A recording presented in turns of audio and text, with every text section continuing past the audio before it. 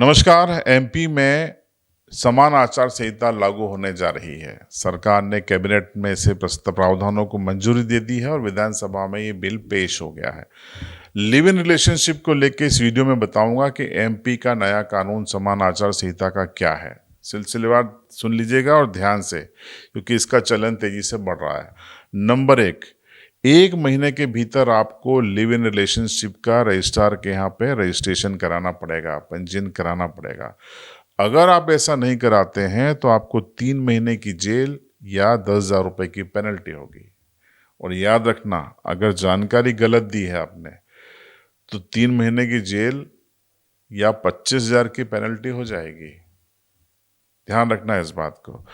तीसरा, आपका बालिग होना जरूरी है, आपका अविवाहित होना जरूरी है।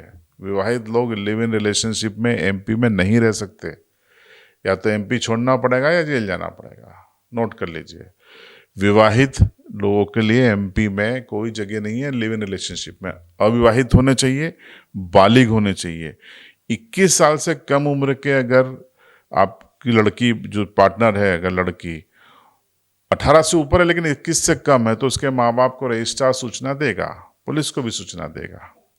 ठीक है, ये इसमें महत्वपूर्ण प्रावधान है। अगर आप शादीशुदा है और लिव इन में आप चले गए तो आपको 5 साल की सजा हो जाएगी। यानी शादीशुदा को लिव इन रिलेशनशिप में एमपी में नो एंट्री है।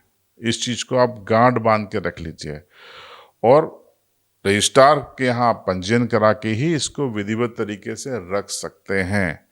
इसके अलावा अगर लिव इन पार्टनर को बिना वजह छोड़ा तो वो भी आपसे हर्जाना मांग सकती है।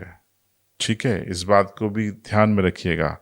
और जैसा मैंने कहा कि रजिस्ट्रार ने अगर आपको नोटिस दे दिया, आप लिव इन में रह रहे हैं, उससे शिकायत हुई और आपने जानकारी नहीं दी, तो आपको ये पेनल्टी 25,000 रुपये हो जाएगी।